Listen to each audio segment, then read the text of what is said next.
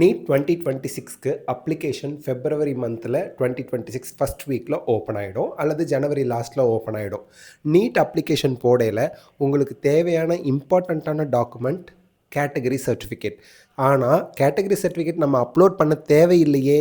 But இங்கே category சர்டிஃபிகேட்டோட number, category சர்டிஃபிகேட்டை இஷ்யூ பண்ண டேட்டு, கேட்டகரி சர்டிஃபிகேட் இஷ்யூ பண்ணவங்களோட நேம், இந்த 3 டீட்டெயில் கேட்பாங்க. அப்போ கேட்டகரி சர்டிஃபிகேட் நீங்கள் வாங்கி வைக்கலைன்னா இந்த 3 டீட்டெயில் எப்படி ஃபில் பண்ண போகிறீங்க? அப்போது அன்ரிசர்வ்டுன்னு போட வேண்டிய சுச்சுவேஷன் ஆயிரும். அதனால் தயவு செய்து கூடிய சீக்கிரம் கேட்டகரி சர்டிஃபிகேட் வாங்கி வச்சுருங்க. யாருக்கெல்லாம் வேணும், கேட்டகரி சர்டிஃபிகேட்னா என்ன, எப்படி வாங்குறது, எல்லாமே இந்த வீடியோவில் கடகடன்னு நான் சொல்லிடுறேன். இப்போ வந்து பார்த்தீங்க அப்படின்னா டியூரிங் ஃபில்லிங் த அப்ளிகேஷன் உங்கள் கேட்டகரி சர்டிஃபிகேட்டோட number, category certificate issuing date, category certificate issue பண்ணவங்களோட நேம், இந்த 3ஐயும் நீங்கள் கண்டிப்பாக ஃபில் பண்ணணும். லாஸ்ட் இயர் நீட் 2025 அப்ளிகேஷன்லையும் கேட்டாங்க, இந்த வருஷம் ஜேஇஇ மெயின் அப்ளிகேஷன்லையும் கேட்டாங்க, நீட் 2026லையும் அப்ளிகேஷனுக்கு கேட்பாங்க. அதனால் category certificate important. Okay, there are 5 categories in NEET application. Main categories இது இல்லாமல் ஃபிசிக்கலி சேலஞ்ச் ஸ்டூடெண்ட்ஸ்க்கு யூடிஐடி கார்டு கேட்பாங்க, அதையும் நான் எக்ஸ்பிளைன் பண்ணுறேன் இந்த வீடியோவில். அன்ரிசர்வ்ட் அல்லது ஓப்பன் இது ஒரு கேட்டகரி, எக்கனாமிக்கலி வீக்கர் செக்ஷன் ஒரு category, OBC non creamy layer ஒரு கேட்டகரி, எஸ்சி ஒரு கேட்டகரி, எஸ்டி ஒரு கேட்டகரி. இதில் இந்த அன்ரிசர்வ்டு அப்படின்னு இருக்குது பார்த்தீங்களா, ஓப்பனுக்கு, இதுக்கு நோ சர்டிஃபிகேட் கேட்க மாட்டாங்க. Certificate number, certificate issuing date, certificate issue பண்ணவங்க நேம்லாம் கேட்க மாட்டாங்க. அன்ரிசர்வ்ட் ஆர் ஓப்பனுக்கு சர்டிஃபிகேட்டே கிடையாது, நோ இஷ்யூ. ஓகே, அடுத்து எக்கனாமிக்கலி வீக்கர் செக்ஷனுக்கு சர்டிஃபிகேட் உண்டு. இவங்க மார்ச் 31, 2025க்கு அப்புறம் வாங்கியிருக்கணும். அப்படின்னா என்ன அர்த்தம்?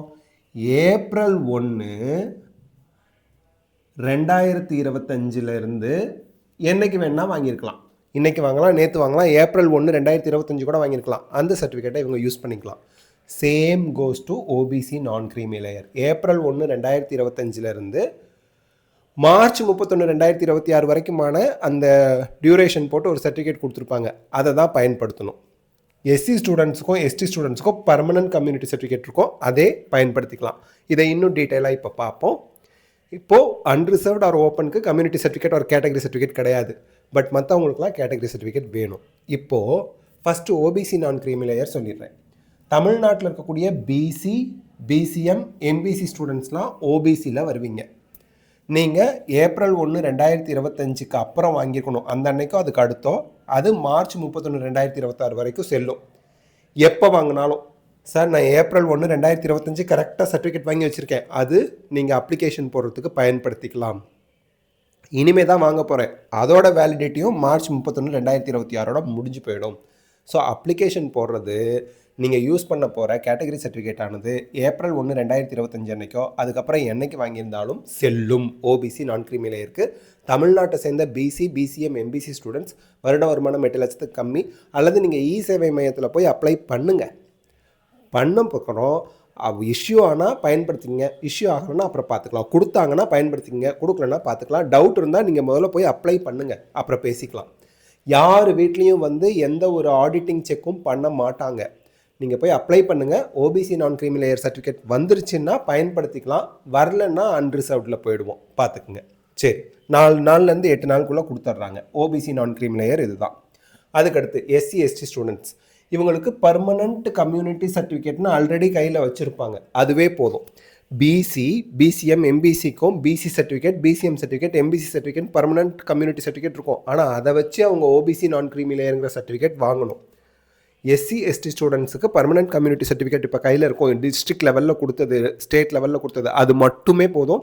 அதில் இருக்க சர்டிஃபிகேட் நம்பர், சர்டிஃபிகேட் இஷ்யூ பண்ண டேட்டு, சர்டிஃபிகேட் இஷ்யூ பண்ணவங்களோட நேம் போட்டால் போதும். அது எந்த வருஷத்துக்குள்ளே எடுத்துக்கணும், லேட்டஸ்ட்டாக எடுக்கணுமா, புதுப்பிக்கணுமா, அதெல்லாம் கிடையாது. அது பர்மனண்ட்டு, பேரே பாருங்கள், பர்மனண்ட்டு தான் அது. அதனால் இவங்க புதுப்பிக்க தேவையில்லை. எஸ்சி, எஸ்டி மாணவர்கள் புதுப்பிக்க தேவையில்லை. இதில் எஸ்சியில் தமிழ்நாட்டில் நீங்கள் எஸ்சி ஸ்டூடெண்ட்டாக இருந்தாலும் சரி, எஸ்சிஏ ஸ்டூடெண்ட்டாக இருந்தாலும் சரி, எஸ்சின்னு தான் நீங்கள் சாய்ஸ் ஃபில் பண்ணணும், அதாவது அந்த கேட்டகரியில். ஓகேங்களா? சரி, இப்போது ஓபிசி நான் கிரீமி லேயரில் யாரெல்லாம் வருவா? BC, BCM, MBC students. இவங்களோட பர்மனண்ட் கம்யூனிட்டி சர்டிஃபிகேட்டை வச்சு கேட்டகரி சர்டிஃபிகேட்னா ஓபிசி நான் கிரீமி லேயரை இ சேவை மையத்தில் போய் அப்ளை பண்ணி வாங்கணும். அதுக்கு உங்களோட ரேஷன் கார்டு, வருமான வரி சான்று, அதுக்கப்புறம் உங்களோட கம்யூனிட்டி சர்டிஃபிகேட் இதெல்லாம் கேட்பாங்க. எடுத்துகிட்டு போய் காமிச்சு வாங்கிடுங்க. வேலிடிட்டி இன்றைக்கி வாங்கினாலும் ஏப்ரல் 1 2025 மார்ச் 31 2026 வரைக்கும் தான். ஞாபகம் வச்சுங்க. மார்ச் 30 வாங்கினாலும் மார்ச் 31 2026 வரைக்கும் தான். அப்புறம் ஏப்ரல் 1 புதுசாக வாங்கணும். ஒரு தடவை வாங்கிட்டிங்கன்னா அடுத்தடுத்து வாங்குறது ஈஸியாக இருக்கும். எஸ்சி எஸ்டி ஸ்டூடெண்ட்ஸ் பர்மனெண்ட்டாக உங்கள் கையில் இருக்கக்கூடிய பர்மனன்ட் கம்யூனிட்டி சர்டிஃபிகேட் டிஸ்ட்ரிக்ட் லெவலில் ஸ்டேட் லெவலில் கொடுத்ததே போதும். அதை வச்சு தான் அப்ளிகேஷன் போட போகிறீங்க. No need to worry. Easy தான், உங்களுக்கு பிரச்சனை கிடையாது. இப்போ எக்கனாமிக்கலி வீக்கர் செக்ஷன்னா யார்?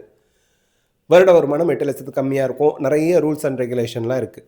ஆனால் அதில் ஒரு இம்பார்ட்டண்ட்டான ரூல், சார் நான் ஓபிசி நான் கிரீமி லேயர்லேயும் வரேன், என்னோட வருமானமும் 8 லட்சத்துக்கு கம்மியாக தான் இருக்குது, அப்போ நான் எக்கனாமிக்கலி வீக்கர் செக்ஷன் வாங்கி வச்சுக்கலாம்ல. நான் எஸ்சி ஸ்டூடெண்ட் தான், என்னோட வருமானமும் கம்மியாக தான் இருக்குது, அப்போ நானும் எக்கனாமிக்கலி வீக்கர் செக்ஷன் வாங்கி வச்சுக்கலாம்ல. நான் எஸ்டி ஸ்டூடெண்ட், நானும் எக்கனாமிக்கலி வீக்கர் செக்ஷன் வாங்கி வச்சுக்கலாம்ல. எக்கனாமிக்கலி வீக்கர் செக்ஷன்னா வருமானத்தில் அவங்க பொருளாதாரத்தில் வருமானத்தில் பின்தங்கியவர்கள் அப்படின்னு அர்த்தம். இப்போ நல்லா கவனிங்க, எக்கனாமிக்கலி வீக்கர் செக்ஷனும் இ சேவை மையம் மூலியமாக தான் வாங்குவீங்க. எக்கனாமிக்கலி வீக்கர் செக்ஷன் சர்டிஃபிகேட் யார் கொடுப்பாங்கன்னா, எந்த ஸ்டூடெண்ட் வேறு எந்த ரிசர்வேஷன்லேயும் வராமல் இருக்காங்களோ அவங்களோட வருமானம் கம்மியாக இருந்தால் மட்டும் எக்கனாமிக்கலி வீக்கர் செக்ஷன் கொடுப்பாங்க. அப்போ அன்ரிசர்வ்டில் அதாவது எக்கனாமிக்கலி வீக்கராக இருந்தாங்கன்னா அவங்களுக்கு மட்டும்தான் இடபிள்யூஎஸ் வரும்.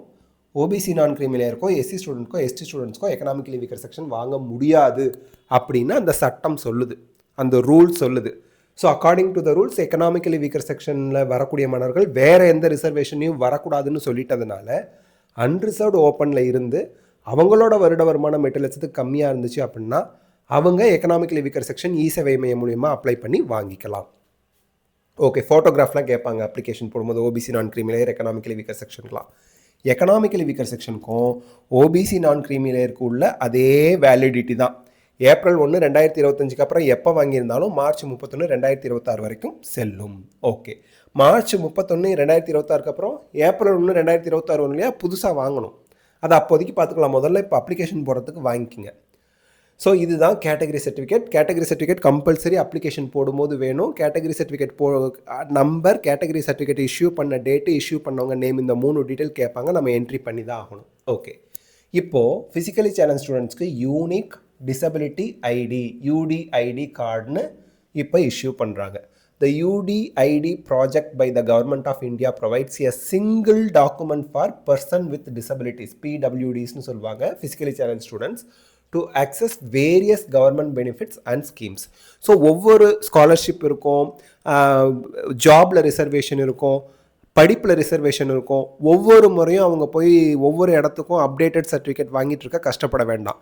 இந்தியா முழுக்க ஒரே ஒரு சர்டிஃபிகேட் ஃபிசிக்கலி சேலஞ்ச் ஸ்டூடெண்ட்ஸ்க்கு UDID, அதை வாங்கி வச்சுக்கிட்டா ஜாபுக்கு, வேலைக்கு, படிக்கிறதுக்கு எல்லாத்துக்குமே பயன்படுத்திக்கலாம் அப்படின்னு சொல்லி இந்த திட்டத்தை கொண்டு வந்திருக்காங்க. ஸோ இதை நீங்கள் ஆன்லைனில் தான் அப்ளை பண்ண போகிறீங்க. Register and apply through Swavlamban card portal. இந்த போர்ட்டலில் போய் நீங்கள் இ சேவை மையத்தில் சொன்னீங்கன்னா உங்களுக்கு அப்ளை பண்ணி கொடுப்பாங்க. So as of June 6, 2025 Aadhaar based eKYC, know your கஸ்டமர்னு அர்த்தம். eKYC is mandatory for all users on this portal. So நீங்கள் இ சேவை மையம் போனீங்கன்னா ஆதார் பேஸ்ட் eKYCக்கு அவங்களே ஹெல்ப் பண்ணுவாங்க. ரெக்கார்டு டாக்குமெண்ட்ஸ் என்னென்ன வேணும்? Scanned copies of recent colour photograph. So இப்போ எடுத்த ஒரு பாஸ்போர்ட் சைஸ் ஃபோட்டோகிராஃப் எடுத்துக்கோங்க. ஐடென்டிட்டி ப்ரூஃப், அது ஆதார் கார்டாக இருக்கலாம், பேன் கார்டாக இருக்கலாம், ஓட்டர் ஐடியாக இருக்கலாம், என்ன இருக்கோ அதை எடுத்துகிட்டு போங்க. ரேஷன் கார்டு அந்த மாதிரி. ஃபோட்டோ ஐடி ப்ரூஃப்னு கேட்பாங்க, ஐடென்டிட்டி ப்ரூஃப் பார்த்துங்க. அட்ரஸ் ப்ரூஃபாக ஓட்டர் ஐடியோ ரேஷன் கார்டோ நீங்கள் எடுத்துகிட்டு போகலாம். And a disability certificate provided by the state. District லெவலில் ஆல்ரெடி ஒரு பர்மனெண்ட்டாக ஒரு சர்டிஃபிகேட் வச்சுருப்பீங்க, டிசபிலிட்டி சர்டிஃபிகேட், அதையும் எடுத்துகிட்டு போகணும். ஸோ ஒன்று உங்களோட பாஸ்போர்ட் சைஸ் ஃபோட்டோ அந்த ஸ்கேன்டு காப்பியாக எடுத்துகிட்டு போங்க பென் ட்ரைவில் போட்டு. ரெண்டாவது ஐடென்டிட்டி ப்ரூஃப், மூணாவது அட்ரஸ் ப்ரூஃப், அதுக்கப்புறம் நாலாவது ஸ்டேட் லெவலில் டிஸ்ட்ரிக்டில் கொடுத்த டிசபிலிட்டி சர்டிஃபிகேட். இந்த 4 எடுத்துகிட்டு போனீங்க அப்படின்னா நீங்கள் ஸ்வவ்லாம்பன் கார்டு போர்ட்டலில் போயிட்டு நீங்கள் UDIDக்கு ரெஜிஸ்டர் பண்ணலாம். ரெஜிஸ்டர் பண்ணும்போது என்ன ஆகும்? Fill out the online application with personal disability and employment details. So personal டீட்டெயில்ஸ்னு என்ன, அட்ரஸ்ஸு, என்ன படிச்சுக்கிட்டு இருக்கோம் எல்லாம் கேட்கும். டிசபிலிட்டினா எந்த அளவுக்கு என்ன டைப் ஆஃப் டிசபிலிட்டின்னு அதுலேயே ஆப்ஷன் காமிக்கும், அதை ஃபில் பண்ணணும். எம்ப்ளாய்மெண்ட் டீட்டெயில்ஸ், இப்போ நீங்கள் என்ன வேலையில் இருக்கீங்களா படிக்கிறீங்களா அதெல்லாம் கேட்க சொல்லிவிடுங்க. அசஸ்மெண்ட் எப்படி அதை செக் பண்ணுறாங்க. After submission visit the designated hospital. நீங்கள் சப்மிஷன் பண்ணதுக்கப்புறம் உங்களுக்குன்னு ஒரு ஹாஸ்பிட்டலை அவங்க அசைன் பண்ணுவாங்க. உங்களுக்கு நியர்பை டிஸ்ட்ரிக்டில் இருக்கக்கூடிய ஹாஸ்பிட்டல், நியர்பை என்ன அந்த சென்டர் இருக்கோ அங்கே சொல்லுவாங்க. அங்கே நீங்கள் போய் விசிட் பண்ணணும். ஆர் சீஃப் மெடிக்கல் ஆஃபீஸர், சிஎம்ஓன்னு சொல்லுவாங்க, for a physical medical assessment. So நேரில் நீங்கள் போகணும் அதுக்கு. இஷ்யூவன்ஸ், ஸோ இதை முடிச்சிட்டிங்க சக்ஸஸ்ஃபுல்லாக அப்படின்னா, once approved by the medical board your digital UD ID card can be downloaded from the portal. எது இந்த ஸ்வாப்லாம்பன் அந்த கார்டு போர்ட்டல்லேருந்து நீங்கள் டவுன்லோட் பண்ணி பிரிண்ட் போட்டு வச்சுக்கலாம். அதே போல் physical plastic card is dispatched to your address via speed post. Speed போஸ்ட்டில் பிளாஸ்டிக் கார்டு உங்களுக்கு அனுப்பி வச்சுடுவாங்க. ஓகேங்க. ஸோ இதுதான். ஸோ இந்த கேட்டகரி சர்டிஃபிகேட் அப்படிங்கும் போது நீங்கள் கொஞ்சம் கேர்லெஸ்ஸாக இருந்துடாதீங்க. நீங்கள் வந்து ஓபிசி நான் க்ரீமி லேயராக இருந்து எனக்கு இப்போதைக்கு ஓபிசி நான் க்ரீமி லேயர் வரல, நீட் அப்ளிகேஷனில் அன்ரிசர்வ்னு போட்டுக்கிறேன், அதுக்கப்புறம் நான் ஓபிசி நான் க்ரீமி லேயர்னு மாற்றிக்கிறேன்லாம் மாற்ற முடியாது. ஓபிசி நான் க்ரீமி லேயரில் இருக்கக்கூடிய நீங்கள் அன்ரிசர்வ்னு போட்டு நாளைக்கு ஒரு 650 மார்க் வாங்கிட்டீங்க, ஒரு மார்க்கில் ஜிப்மர் கிடைக்காம போகுது, ஓபிசி நான் க்ரீமி லேயராக இருந்தால் ஜிப்மர் கிடச்சிருக்கோம், அந்த வேதனை அந்த வழியை நிறைய ஸ்டூடெண்ட்ஸ் அனுபவிச்சிருக்காங்க. தயவு செய்து நீங்கள் ஓபிசி நான் க்ரீமி லேயர்னால் மழப்பு பார்க்காம, சோம்பேறித்தனம் படாமல், லேசியாக இல்லாமல் உடனே நீங்கள் போய் இ-சேவை மையத்தில் ஓபிசி நான் க்ரீமி லேயர் சர்டிஃபிகேட் அப்ளை பண்ணி வாங்கிடுங்க. ஸோ அதே போல் எக்கனாமிக்கலி வீக்கர் செக்ஷனாக இருந்தால் அன்ரிசர்வ்டாக இருக்கீங்க, நீங்கள் ஓசியாக இருக்கீங்க, ஆனால் எக்கனாமிக்கலி வீக்கர் செக்ஷன் அப்படின்னா நீங்கள் அதுக்குரிய சர்டிஃபிகேட் வாங்கி வச்சுக்கோங்க. ஆல் இண்டியா கோட்டாவில் ஓபிசி நான் க்ரீமி லேயரை விட எக்கனாமிக்கலி வீக்கர் செக்ஷனுக்கு கட் ஆஃப் குறைவாக இருக்குது. அதனால் ஆல் இண்டியா கோட்டாவில் நீங்கள் சீட் போகிறதுக்கு ஹெல்ப்ஃபுல்லாக இருக்கும். ஸோ இதுதான் category certificate for NEET 2026 application. February 1st வீக்லேயோ ஜனவரி லாஸ்ட்லேயோ 2026 ஓப்பன் ஆகும் நீட் 2026 அப்ளிகேஷன். ஸோ இந்த வீடியோ உங்களுக்கு ஹெல்ப்ஃபுல்லாக இருந்தால் லைக், ஷேர், கமெண்ட் பண்ணுங்கள். பயாலஜி சிம்பிளிஃபைட் தமிழ் சேனலுக்கு சப்ஸ்கிரைப் பண்ணுங்கள். உங்களோட நீட் ஆஸ்பிரண்ட், ஜேஇ ஆஸ்பிரண்ட், இல்லை வேறு ஏதாவது சென்ட்ரல் யூனிவர்சிட்டிலேயோ கியூட் எக்ஸாமோ எழுத போகிற ஆஸ்பிரண்ட்ஸ் இருந்தாங்க அப்படின்னா அவங்களுக்கு இந்த வீடியோவை ஷேர் பண்ணுங்கள். ரொம்பவே ஹெல்ப்ஃபுல்லாக இருக்கும். தேங்க்யூ.